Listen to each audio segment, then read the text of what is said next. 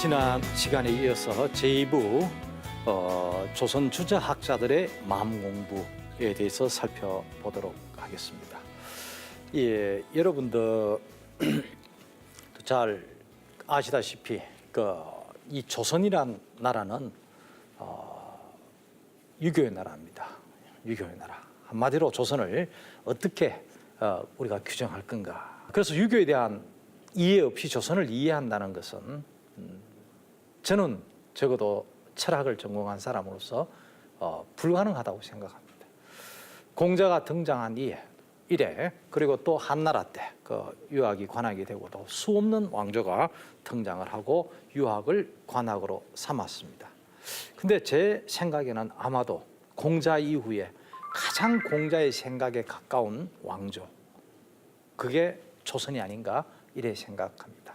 바로 그 조선, 공자의 나라이고 유교의 나라이고, 바로 근데 그 공자 또 주자이지만 우리가 유교이지만은 그 유교가 어떤 유학인가, 앞 시간에서 알아본 대로 바로 새로운 유학인 승리학, 주자학입니다. 고려 말에 우리나라에 들어오게 되죠. 고려 말에 들어와서 한 100년 정도 지나면서 그 주자학을 수용한 청들이 과거급제를 통해서 관료로 진출하면서 바로 이게 신진사대부라고 부르죠. 신진사대부. 이 사람들이 결국 시대의 주역이 되고, 바로 이 사람들이 이성계를 옹립하면서 유교의 나라 조선을 세우게 된 겁니다.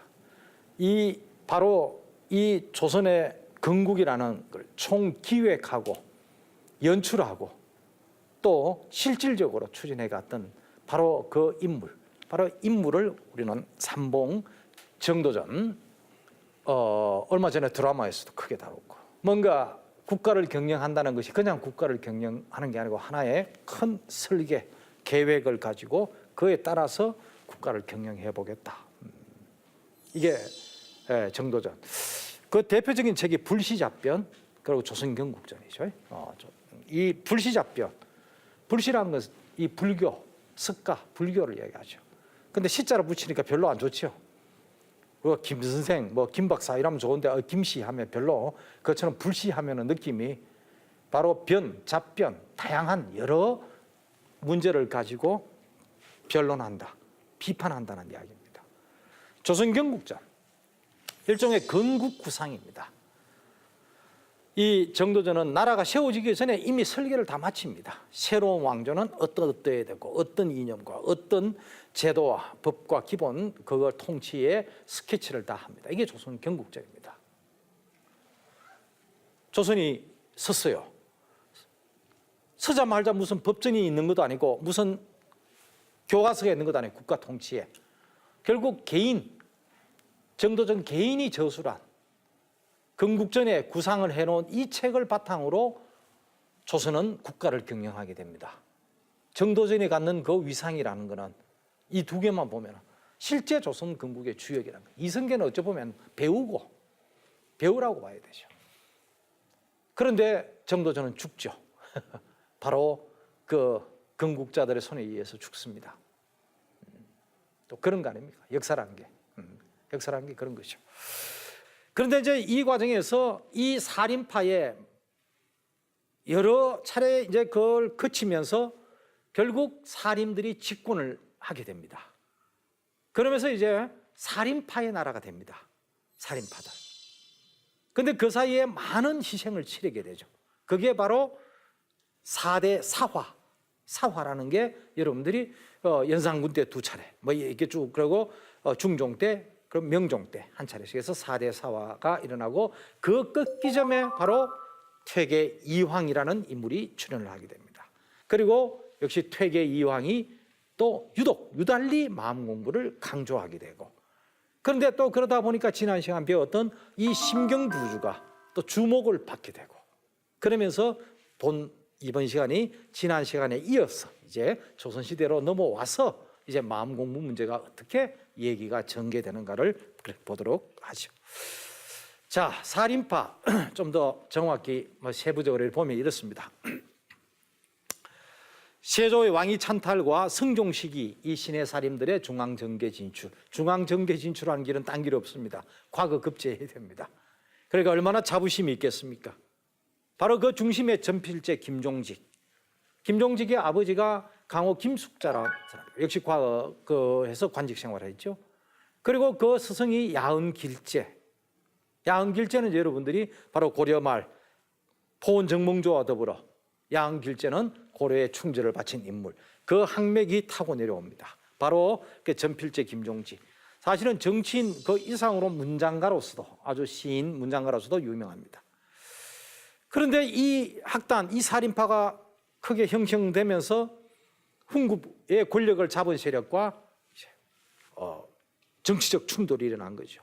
누가 이기겠습니까? 당연히 힘 있는 자가 이기겠죠. 떼죽음 당한 겁니다.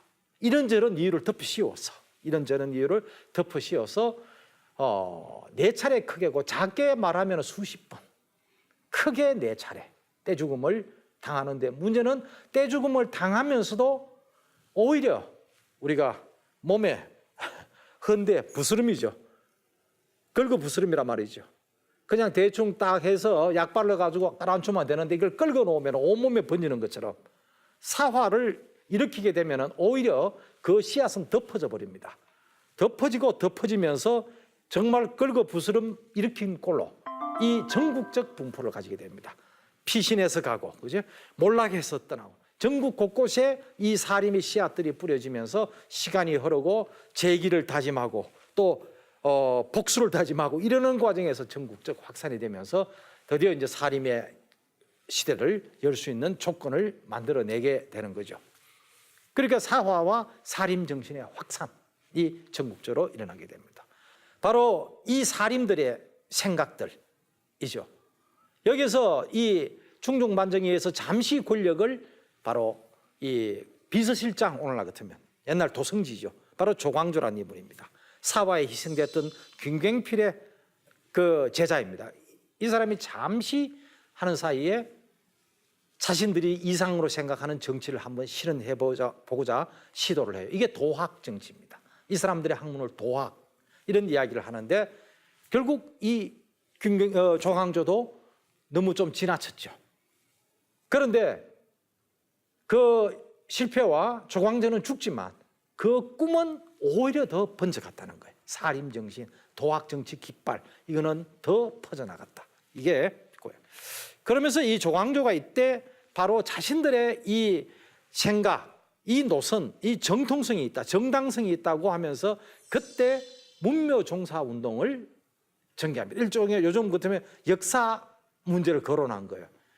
우리 파의 뿌리가 누군가 하면서 들고 나온 게 정몽주를 들고 나온 거예요. 그때까지 정몽주 별로 알려진 인물 아닙니다. 이 사람들에 의해서 고려말 누가 옳았는가 에서 정몽주가 옳다. 제가 앞 시간에 도통론 이야기를 했죠. 바로 정몽주의 도를 이은 사람, 동방이학지조, 충신이자 학자이자 최고의 학자이자 모든 것은 정몽주로부터 내려온다. 우리가 그 정통계승자이다. 이거를 확보하는데 이거는 굉장히 중요한 정통성 확보라는 게 이제 되게 됩니다.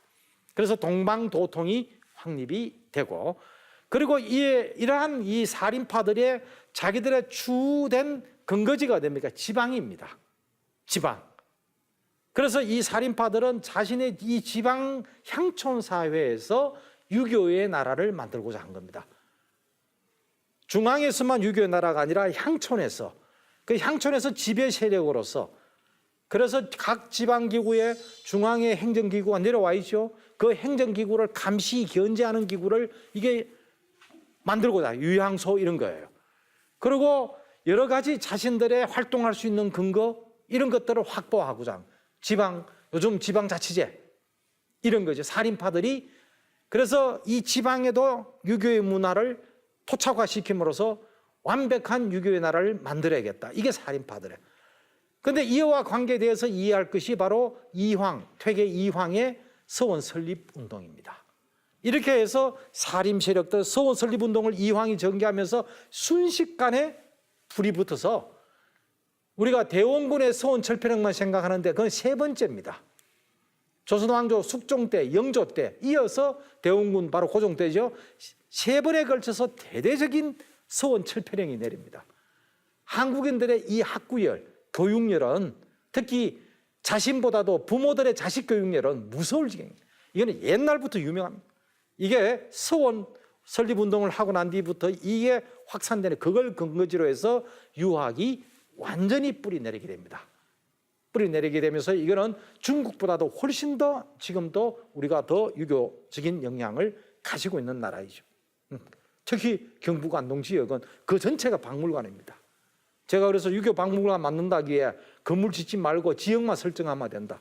거기 있는 땅, 건물, 그 사람들 사고방식까지도 다 박물관이니까 따로 건물 고마 지어라 좀 제발. 그래서 그 지역을 유교 박물관으로 하면은 된다. 어찌 보면 세계에서 유교의 영향이 가장 짙게 남은 지역입니다. 우리가 유형의 것만 보면 안 됩니다. 무형의 것, 정신, 그 생활 양태, 의식 이런 것까지 이게 박물관으로 들어가요. 이제 이 현대 박물관 그런 거예요. 또 무슨 물건 갖다 놓고 그래가지고 그건 박물관 안 됩니다. 가만히 보면 그 촌락 구조 있잖아요. 그거 보면은 그 모두가 박물관이에요. 자, 제지 사족들의 시대. 제지 사족들의 시대를 열고 이 사람들이 이제 그리고 이제 제가 요 성리학의 별칭들 간 거는 무슨 성리학인데 이미 주자학 이야기도 있고 정주학 이야기도 있었고 또 여기에다가 리학, 심학, 도학 뭐 온갖 용어들이 붙는데 특히 여기서 이제 성리학의 별칭들을 이야기를 하면서 특히 이 살인파들은 스스로를 도학자라는 말을 많이 씁니다. 도학. 진리의 길을 가는 사람 이렇게 생각하면 됩니다. 진리의 길을 가는 사람. 길도자. 이 길은 사람이 걸어가는 길이자 선지 만물이 걸어가는 길이고 그리고 동시에 사람이 걸어가야 할 길이다. 그래서 이상사회 실현. 자기들은 그래서 실천성을 강조하는 용어고 이와 관계되어서 개인적 실천은 소학에서 사회적 실천은 대학이라는 책에서 이 사람들이 구해옵니다. 그래서 유별나게 소학, 대학을 중시하는 사람들 이런 사람들 또 심학이라고 불러요. 무엇보다도 출발은 유학의 본령은 성현됨 완성된 인격의 이름 이랬죠. 그래서 또 스스로를 성학, 성현됨의 학, 성학이라는 용어를 써요. 그런데 그 출발점이 뭐냐? 또 그 가장 핵심이 뭐냐? 마음 공부라는 거예요. 마음 공부. 그래서 스스로를 심학자란 말도 또 써요. 심학. 그래서 이 마음 공부라는 거는 결국 공부에는 뭡니까? 자기 자신의 덕성을 완성하는 공부, 논어에 나오는 걸 말하면 위기지학이죠. 자기를 위하는 학문. 그러면은 경전 공부를 하는데 자기만 위하는 게 아니라 그걸 알다 보면 지식을 많이 알게 되니까 통치할 수 있는 능력도 생기죠. 요거는 논어에 나오는 용어대로 말하면 위인지학, 다른 사람을 위하는 학문, 다른 사람과 관계된 학문, 통치하기 위한 학문. 그래서 위인지학. 근데 이 사람들 심학이라는 용어를 쓸 때는 위기지학과 맥락이 닿으면서 무엇보다도 유학의 본령은 완성된 인격의 이름이고 그 출발이자 가장 핵심은 마음 공부다. 그래서 심학이라고 부릅니다. 또 리학이라는 말도 써요. 리학은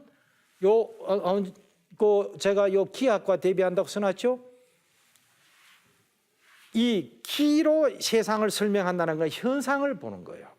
이 사람들 주로 음양 오행을 가지고 현상 세계를 하나의 체계 속에 일목요연하게 이해하고자 했던 사람이에요. 그런데 우리가 이 세계라는 것이 현상 세계가 전부인가? 현상 너머의 세계는 없는가? 이 현상 세계 어찌 보면 그 너머의 세계가 뿌리가 깊고 그것에 의해서 있다라는 생각을 주저하게 오면 하게 돼요. 불교에서는 또 도가철학, 도교에서는 원래 그렇게 생각했어요. 현상과 본체, 현상과 본질 우리가 많이 쓰죠. 그 너머가 더 근원적이라고 생각을 했는데 유학에서는 그렇게 생각 안 했어요. 성리학, 신유학인 성리학에 와서 불교, 도교의 영향관계 속에 현상 너머의 세계를 생각하게 되고 그리고 현상 너머를 더 중요하게 생각한 거예요.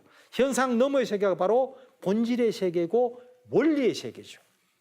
본질 원리의 세계 이거를 그래서 여러분들 윤리책에서 볼 때 이기론 이기론, 주리주기학파 할 때 리, 현상 넘어 원리를 리, 현상세계 음양오행의 현상을 기 이렇게 이야기를 했죠.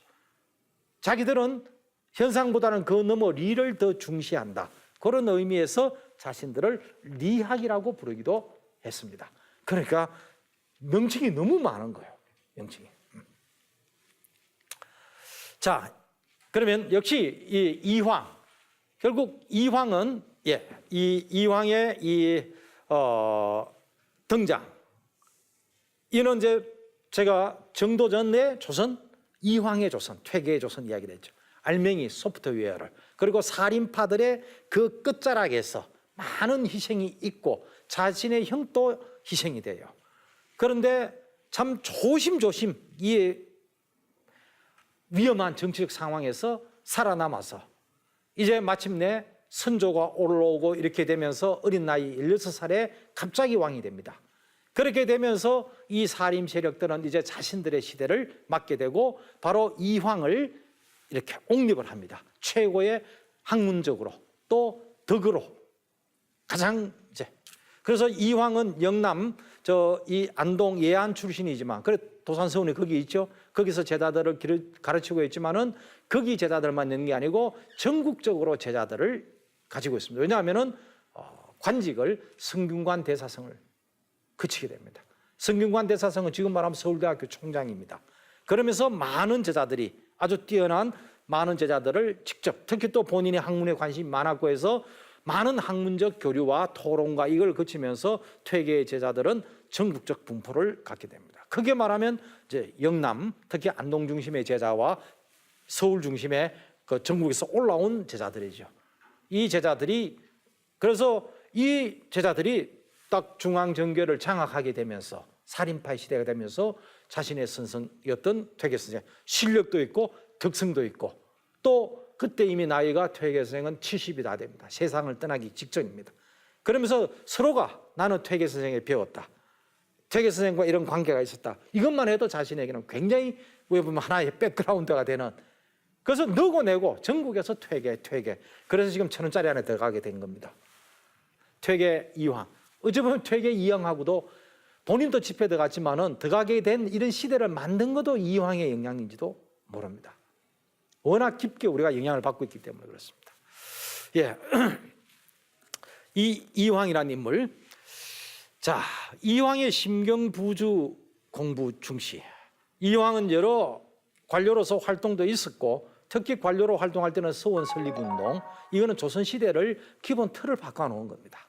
이게 전국의 학교가 폐지를 해도 또 생기고 폐지를 해도 또 생기는 그런 시대를 만든 근데 이황은 사실 이 서울에 이제 오게 되면서 성균관에서 공부를 하고 그리고 이제 최종 과거 시험을 쳐서 관직에 나가게 되는데 상당히 달갑지 않게 생각했습니다. 특히 첫 번째 20간 넘어서 20간 넘어서 왔을 때 와 보니까 썩었다는 이야기가 이미 성균관에 곧 관직으로 나갈 젊은 사림들이 앉아서 정치 얘기만 한다는 거예요. 어떻게 하면 과거 시험 되고 과거 시험 되면 어떻게 하고 일종의 권력 재생산 이야기만 하는데 이래가지고 진정한 유교의 나라가 될 수 있겠는가라고 생각한 거예요. 국학 최고의 교육기관이 성균관이 이런데 향교도 자기가 안동 향교 다녀봐 거기도 실망 성균관도 실망 이런 교육 시스템 이런 교육 내용으로는 도저히 제대로 된 유교의 나라를 만들 수 없다. 결국 유교의 나라를 만드는 것은 유교적 인간 선비들이 제대로 길러져야 유교의 나라가 된다는 거예요. 껍데기만 가지고 안 된다는 거예요. 그런데 기존의 교육제도 교육 내용 도저히 안 되겠다. 그래서 서원을 설립한 거예요. 서원은 어떤 곳입니까? 전부 학생들 데리고 기숙학원이에요. 대가로 산골짜기로 사람 없는 곳에 가서 가다 놓고 집중교육을 시키는 거기서 반듯한 인간을 만들어내고 이 사람들이 관계에 진출해야 제대로 유교의 나라를 만든다 이겁니다. 이게 그래서 이게 여기에서부터 계속 본인의 생각 속에 결국 반듯한 인간 제대로 된 인간 이 선비의 이제 모습이 나오기 시작하죠. 그리고 이거를 그래서 서원을 선비사관학교 선비사관학교입니다. 그러면서 공부 중심이 성균관에 가니까 전부 과거 급제하려면 어떻게 돼? 책을 공부해야 될 거 아니에요. 그런데 본인 생각은 이미 주자학 공부를 하면서 새로운 유학인 주자학은 완성된 인격, 성년됨을 추구하는 건데 전부 책 공부하고 과거 시험 문제 어떻게 나오느냐, 어떻게 답할 거냐, 그 나가서 어떻게 어떤 자리 차지할 거, 이런 이야기만 해요.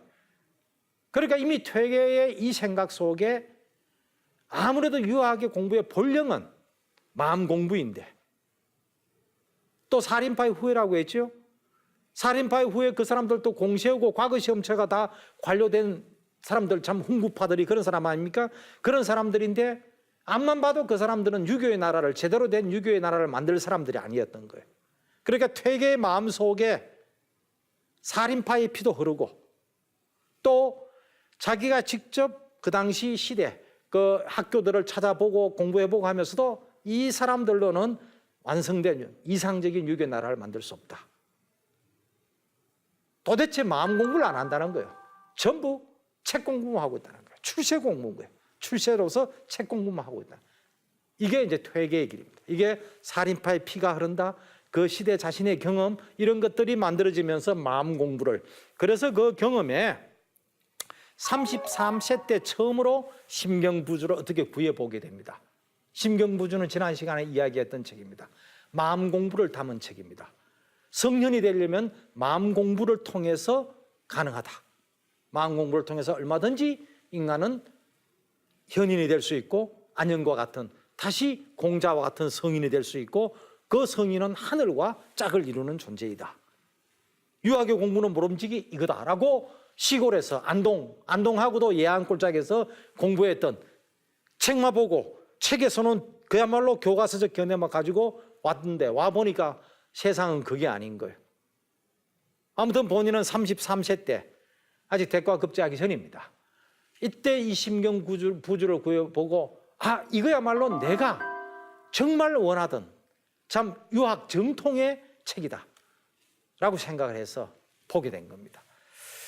근데 혼자 이렇게 공부를 하다가 퇴계가 관직에 나오고 49세 때 단양군수, 풍기군수를 그만두고 고향으로 오게 되는데, 물론 그 이후에 다시 또 나갔다 계속 그만두면 또 부르고 과정합니다만은, 일단 관직 생활을 하다가 나는 이제 공부와 학생들을 가르치는데 전념해야겠다고 한 게, 마음먹은 게 49세, 그리고 이제 고향으로 돌아간 게 50세입니다.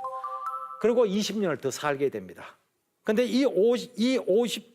이때부터 지금 안동에 있는 도산서원, 이 도산서원이 굉장히 참 의미가 있는 게, 우리 서원은 그냥 서원 건물이만 딱 들어서 있는데, 도산서원은 원래 퇴계가 살았을 때 강의하던 그 서당을 그대로 두고 확장했죠.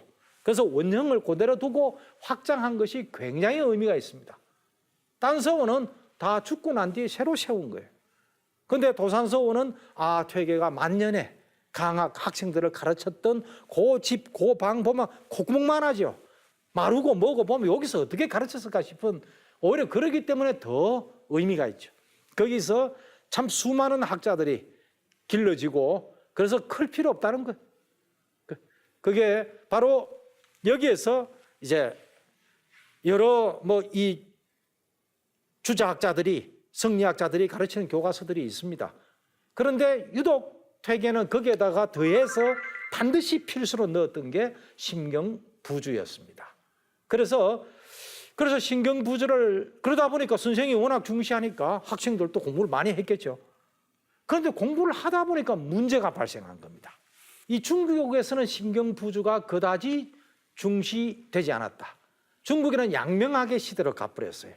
양명학의 시대로 가면은 이걸 심학이라고 부르는데, 심경부주는 주자학과 이 양명학의 성구인 상산학의 내용이 좀 혼립되어 있는, 뒤섞여 있는, 아직은 좀 그런 좀 절충적 중간 단계 책이에요. 그런데 정민정이 이 책을 짓고 얼마 지나지 않아서 왕수인이란 인물이 등장해서 양명학을 전개하면서, 중국은 사실상 관학의 위치는 주자학에 있어도 일반 학문은 주자학에서 양명학으로 전환을 하게 되면서 정민정의 이 심학 관계된 심경부주가 주목을 받을 수가 없었어요. 그런데 우리나라는 어땠습니까? 주자학이 강하게 내려가는 나라예요. 그런데 이 주자학 공부에서 이 마음 공부 영역이 나름 중요성이 퇴계 이황의 이야기를 통해서 제가 좀 했습니다만 왜 마음 공부를 중시했을까? 시대적 배경도 있고, 그죠? 여러 개인적 배경도 있고, 이런 배경들 속에서 마음 공부를 중시하는 게 중국에서는 이미 학문적 주류가 양명하로 가니까 심학에 대한 그게 별 필요가 없는데 조선에서는 굉장히 주목을 하게 된 겁니다. 여기에서 이제 퇴계가 강조를 하게 되고 제자들하고 같이 공부하고 그러니까 질문을 주고받게 되고 그런데 문제가 된 거예요. 바로 지난 시간 말했던 겁니다. 이 책이 퇴계 철학은 철저하게 주자학을 정통으로 여기는 그런 입장인데 마음 공부 내용이 많다는 여기에만 끌려가지고 자세히 안 본 거예요. 자세히 보니까 그 내용 속에 상산학, 다른 곳에서는 상산학을 계속 비판했어요. 근데 그 안에는 상산학적인 내용이 있다는 걸 몰란 거예요, 이게 퇴계가.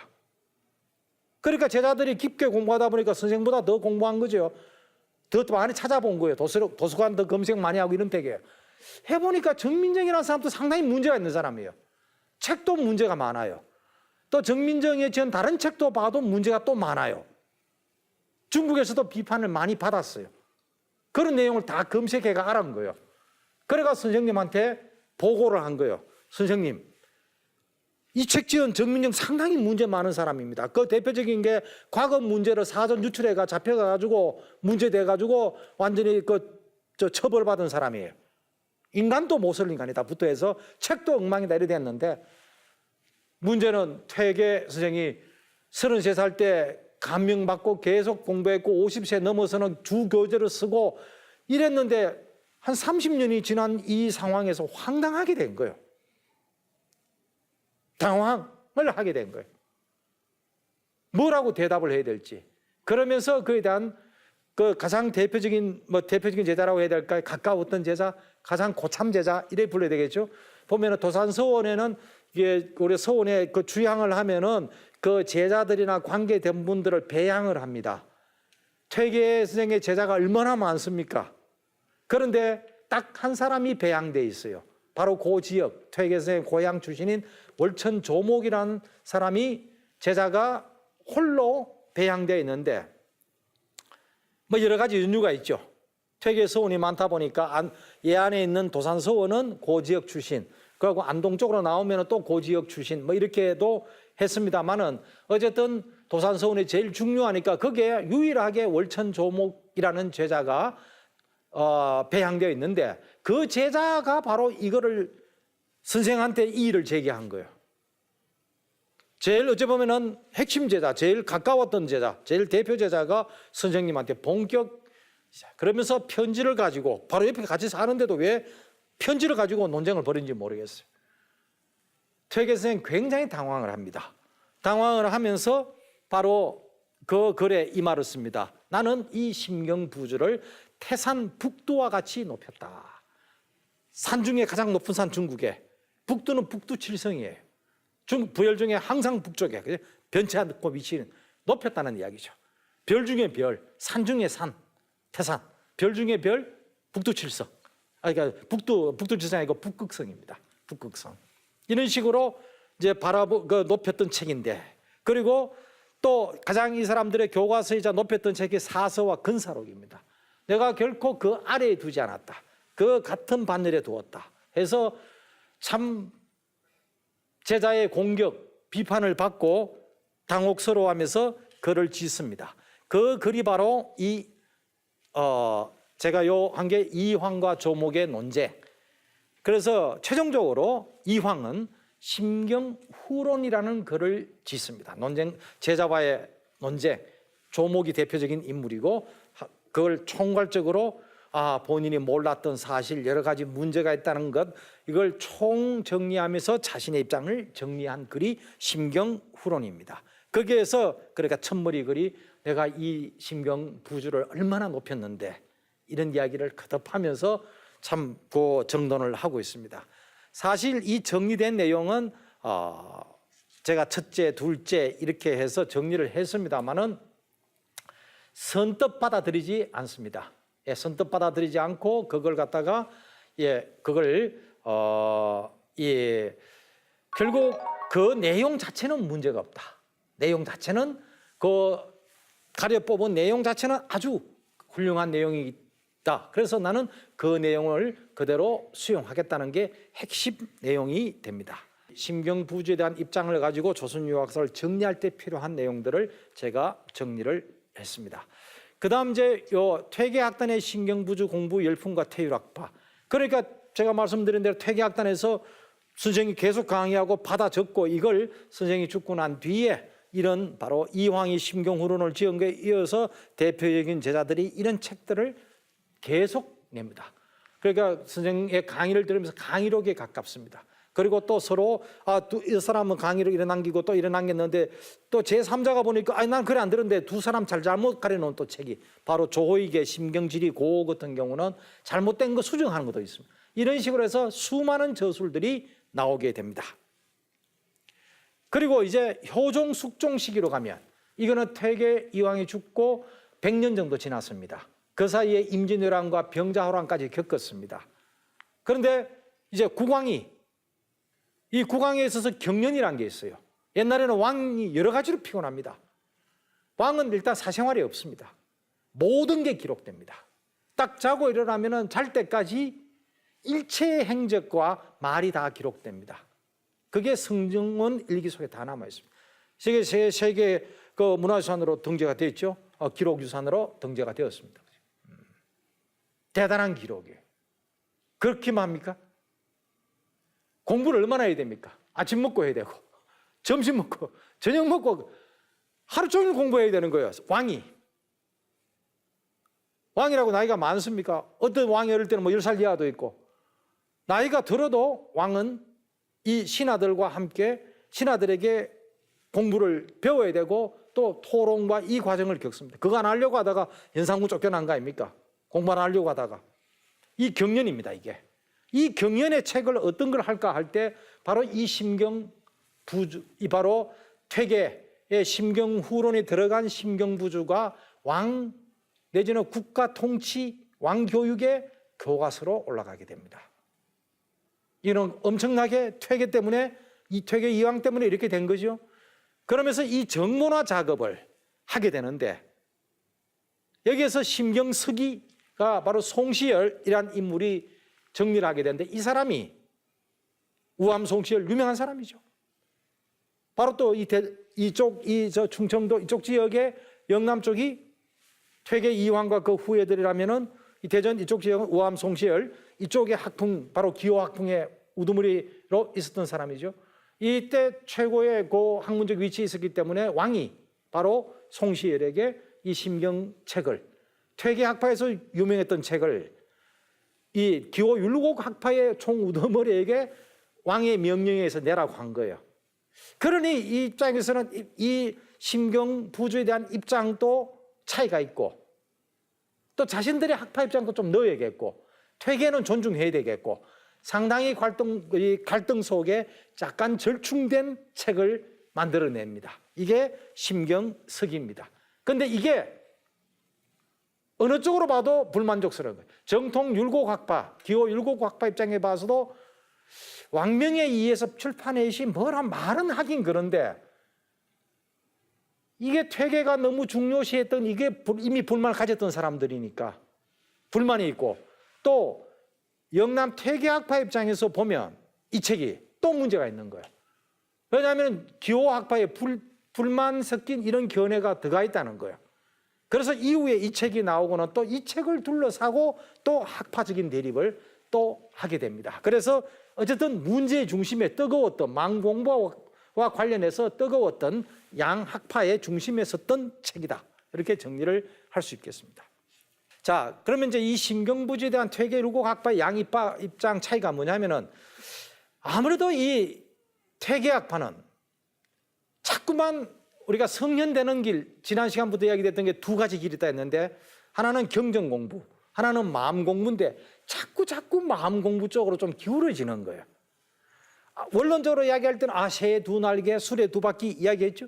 그러니까 필요하다고 하면서도 균형이 자꾸 마음 공부 쪽으로 오는데 그에 비해서 율곡학파, 율곡도 퇴계의 제자이죠.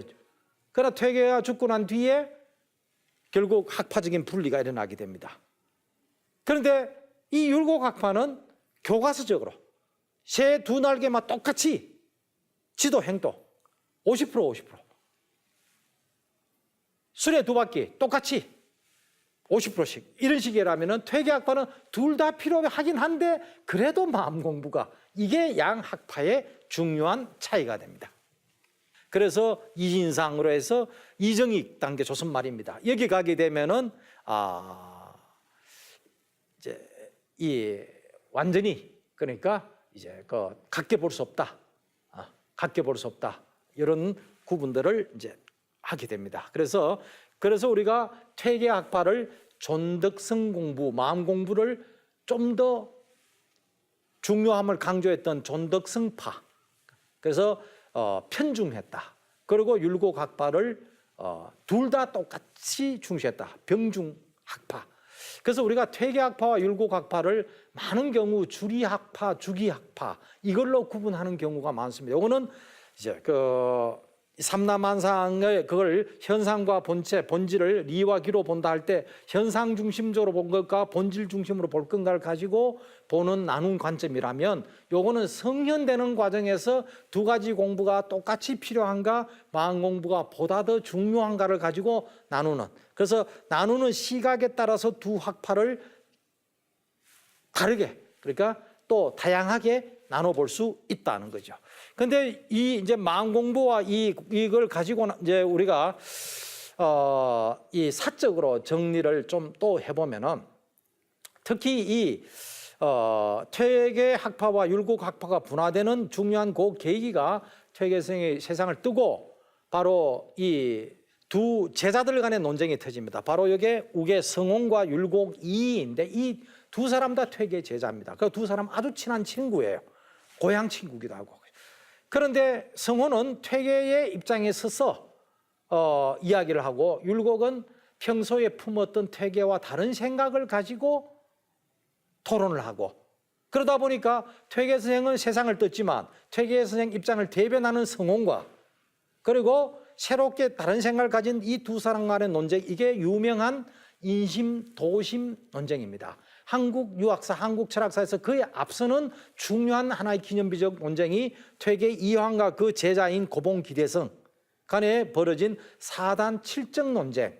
요거는 여러분들이 들어봤을 수도 있을 겁니다. 그리고 학사파가 나눠지고 있는데 이에 이어서 제2단계 퇴계 학파와 율곡 학파가 나눠지는 결정적 논쟁이 바로 인심 도심 논쟁인데 바로 이 두 사람 간의 바로 논쟁이 벌어지게 됩니다. 자, 그러면서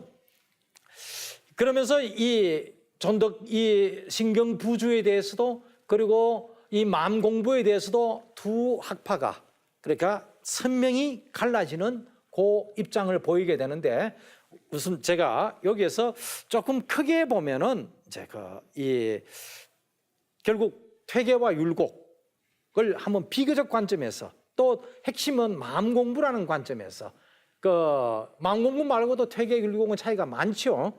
바로 뭐 우리 윤리책에서 보면 주리파, 주기파, 근데 이런 이야기는 빼고 그거는 이제 이 세계 현상 본체를 어떻게 읽을 건가 이런 거와 관계된 것인데, 그거는 지금 이 강의의 주제는 마음 공부와 관계된 거니까 마음 공부와 관계된 걸 중심으로 한번 비교를 해보도록 하겠습니다.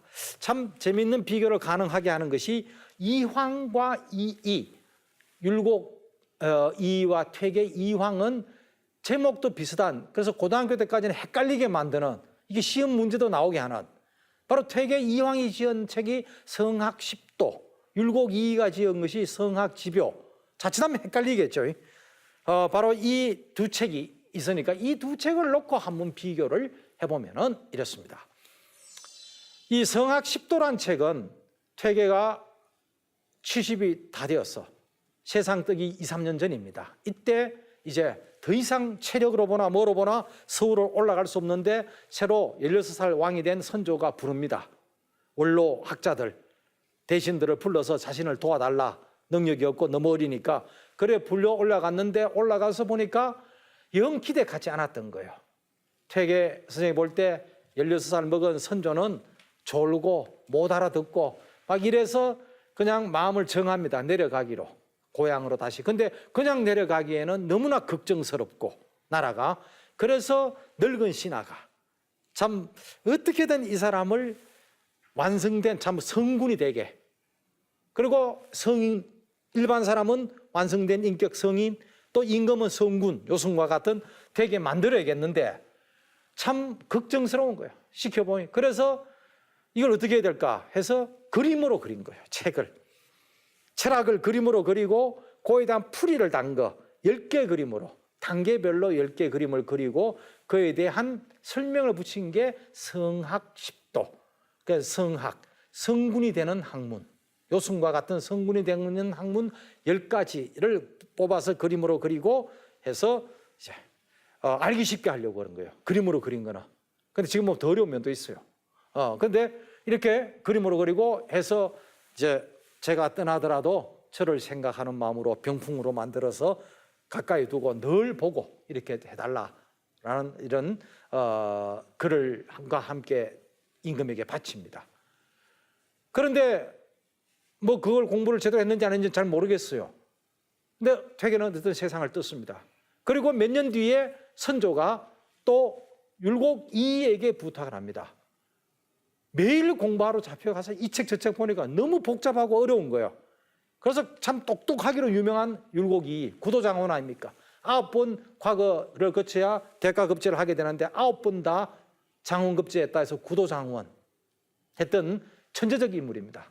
이 율곡 이에게 이제 부탁하면 되겠다 해서 일목요연하게 한 권 책으로 요약 좀 다 해달라. 이 책 저 책 좀 들고 오지 말고 쫙 가려 뽑아서 뭐 요점, 핵심, 성학 이거입니다. 지별한 말도 그런 말이죠. 성학, 지별한 말도 다 끌어모았다는 거 아닙니까? 이 두 책에서 차이가 뭐가 하면은 훌륭한 임금이 되는데 퇴계는 하는 소리가 요 앞에서 우리가 성학 10도에서 이야기하면 10가지 그림을 그려놓고 10단계를 그려놓고 한 소리가 이걸 하나로 관통하는 것은 경입니다. 마음 공부입니다. 성군이 되는 것. 딴 거 없습니다. 마음 공부하면 됩니다. 딱 임금이 마음 공부를 통해서 도덕적 카리스마를 지니게 되면 누가 감히 그 옆에 이 나쁜 신하들이 오겠습니까? 훌륭한 신하들만 모일 겁니다. 훌륭한 신하만 모이면 정치는 다 되게 돼 있습니다. 이게 퇴계의 생각이에요. 그런데 이 율곡 이인은 성학지표에서 딱 둘로 나눕니다. 성기, 성인. 성기라는 게 위기제약 부분, 성인은 위인제약 부분.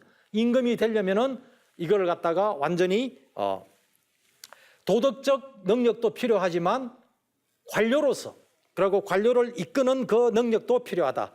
두 가지 공부를 해야 된다. 이런 구분을 딱 하게 되면서 이 왕은 이 두 가지 구분. 근데 이 왕은 우리가 비교해보면 위기제약이 근본이다. 그리고 위인제약은 말이기 때문에 저절로 된다. 임금이 도덕적으로 딱 완성이 되면 다 훌륭한 신하들이 옆에 모일 수밖에 없다. 정치는 된다. 이런데 율곡은 본인이 비록 왕이 도덕적이어도 훌륭한 신하들을 가려낼 수 있는 그 능력, 인사, 이게 성인학입니다. 이게 필요하다. 그래서 도덕만으로 안 된다 이 이야기죠. 도덕만으로 안 된다. 이게 율곡 학파와 퇴계 학파가 같은 이름의 책을 지어주면서도 성학을 말하면서도 이런 입장 차이를 보이는 게 우선 여기서 퇴계는 경의 마음 공부, 이게 굉장히 강조되는 거예요. 마음 공부만이 훌륭한 임금 되는 길이고 더 이외의 공부는 필요 없다. 이게 이제 그러니까 마음 공부가 얼마나 강조되는가 볼 수 있습니다. 자, 인심 도심 논쟁에서 두 학파가 나눠졌다고 했습니다. 우리가 마음 공부를 이야기하면서 한번 생각을 해봅시다. 인간의 마음은 어차피 하나죠. 하나인데 자세히 들다 보면 두 마음. 우리가 두 마음이 있다. 두 마음. 근데 이 사람들은 도덕을 이야기한 사람이니까 선한 마음과 선하지 않는 마음이에요. 그럼 두 마음이 있다면 이 두 마음이 이게 무슨 말일까? 그럼 이 두 마음이라는 게 나쁜 마음, 좋은 마음 합해져서 그래서 한 마음이라는 뜻일까? 그냥 한 마음인데 어떨 때는 좋은 마음이 되고 어떨 때는 나쁜 마음이 된다는 이야기일까? 아예 나쁜 마음과 좋은 마음이 있어서 합해서 마음이 한 개란 뜻일까? 이게 이 사람들의 입장의 차이입니다. 이게 갈라지면서 어떻게든 이 퇴계 이황 같은 경우는 사람의 마음은 아예 갈래가 다른, 출신이 다른, 온 곳이 다른 뿌리가 다른 두 마음이 있다고 보는 겁니다. 그러나 그 두 마음이라도 마음은 결국 하나의 마음이다. 그렇지만 뿌리가 다른, 근본이 다른 두 마음이 있다고 본 반면에 율곡은 그렇지 않다. 인간의 마음 속에는 마음은 하나일 따름이고 그 마음은 하기에 따라 이렇게도 되고 저렇게도 된다. 그런데 이 마음심자, 마음만을 가지고 한 게 아니고 우리가 마음을 이야기하면 마음 속에 있다 인간의 본성, 주자학자들, 성리학자들 이걸 가지고 따져야 되는데 지금 우리의 관점에서 본다면 마음을 중심에서 본다면은 마음과 더불어 성, 그제 본성 또 정, 감정이죠. 그리고 이와 관계되어서 많은 용어들이 출현합니다. 그래서 이거는 이 사람들이 경학자들이기 때문에 내가 생각이 이렇다 이렇게 말하면 안 되고 경전의 걸 끌어와서 자기 말이 옳다는 걸 증명해야 되는 거예요. 그러니까 왜 보면 너덜너덜한 거예요 이게. 다 걷어내버리면 될 말을 이 사람들은 어쩔 수 없기 때문에 한 거예요. 안 그러면 자기들이 정당성을 확보할 수가 없는 사람. 그래서 결국 인간의 마음은 두 가지라는 거예요. 두 가지인데 크게 보면 한 개인데 두 가지인데 이 두 가지란 말이 서로 왔다 갔다 할 수 있는 두 가지인지 왔다 갔다 하기가 쉽지 않은 두 가지인지 쉽지 않은 두 가지라는 게 퇴계. 가능하다고 보는 쪽이 율곡 쪽입니다. 그래서 마음 공부를 마음에 대한 이해에 따라 공부도 달라지는 거예요. 예. 자, 그래서 요걸 마음 같은 경우는 인심과 도심, 인간의 감정은 칠정과 사단, 성은 기질지성과 본연지성, 원래 경전 속에 있던 말도 있고 자기들이 만든 말도 있어요. 그래서 자기들의 주장을 펼쳐나갑니다. 자, 그래서 원래부터 다른 두 마음이라면 무슨 뜻일까요? 뿌리가 다르다는 이야기 할까요? 이 사람들의 용어로 말하면 온 곳이 다르다는 거예요. 출신이 다르다는 거예요. 그래서 이 좋은 마음은 본질적 차이가 있다. 퇴계 이황은. 그러니까 이 출신이 다르다는 말이 소종래, 종래, 말미암 이래 온 곳이 다르다. 온 곳이 종, 말미암서 종래, 온 곳이 다르다. 그러니까 뿌리가 다르다. 그러니까 왔다 갔다 뭐 하겠죠. 나쁜 마음과 좋은 마음은 본질적 차이가 있다는 거예요.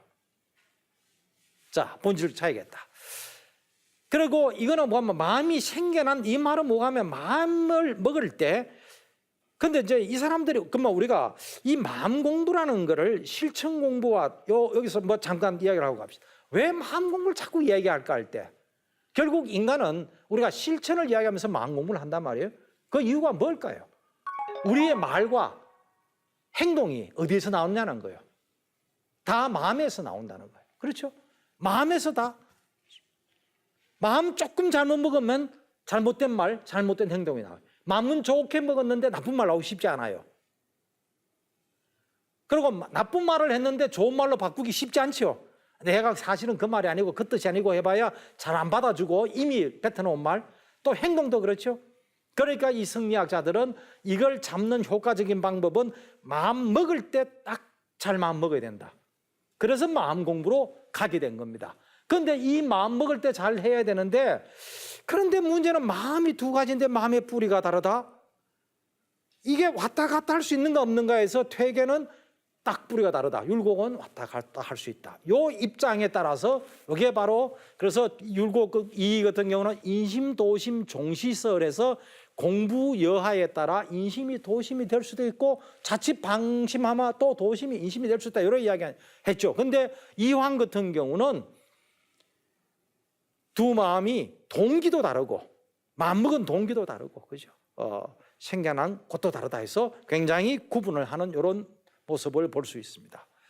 자, 이거는 이제 마음에 대한 이해 차이예요. 또 마음과 관계된 여러 용어를 마음 심자와 더불어 성, 정, 의 막 섰지만은 여기에 마음이란 글자 하나를 놓고 보면은 율곡 같은 경우는 율곡 이인은 마음이라는 것은 이미 이렇게 드러난 이제 이 사람들을 말하면 이미 외면화한 현상화한 것이다. 이런 식의 이야기인데 퇴계는 마음이 두 차원이 있다는 거예요. 현상화되기 전의 마음과 현상화되기 전의 마음 이게 뭐가 마음 바탕이라고 말해야 될까요? 마음의 바탕 이게 있고 그 바탕 위에서 현상이 드러난 거다. 이게 중국의 주자학에서부터 논의되기 시작을 해요. 근데 조선에 와서 이게 본격 이야기되고 이게 따라 파가 나누어지는 거예요. 율곡은 마음이라는 것은 마음이 겉으로 드러나 형상한 작용하고 형상하는 단계. 퇴계는 그거와 더불어 그 뿌리가 되는 마음이 있다는 거예요. 근본이 되는 마음이 있다. 요게 이제 퇴계의 설이 나눠지게 되면서 결국 이 퇴계 율곡은 결국은 무슨 이야기를 하냐면은 그러면은 마음은 현상화되기 될 때 요것 때 상태를 말한다. 요 상태만이 마음이다라고 이야기를 하다 보면 인간이 마음을 먹는다. 마음을 먹다. 요거를 갖다가 이 사람들은 요즘은 그래 쓰지 않지만은 의라고 말합니다. 의지. 요게 의라고 하죠. 이 의 우리가 마음 먹다. 의지. 그러니까 내가 어떻게 마음 먹느냐. 요거에 따라서 말과 행동이 다 결정된다고 보는 거예요. 그러니까 이 마음 먹는 게 너무 중요하다. 근데 어떻게 마음 먹어야 되지? 좋게 마음 먹어야죠. 선하게 마음 먹어야 되죠. 근데 경전 속에 나오는 용어, 우리도 쓰는 용어죠. 성의가 있다. 대학에 나오는 경물치이지 성의 할 때 성의가 있다. 우리는 일반적으로 성의가 있다 이런 이야기를 하는데 이 사람들이 이걸 굉장히 주목합니다. 의는 마음 먹는 것. 그러면은 어떻게 마음을 먹어? 성하게 마음 먹으라는 거예요.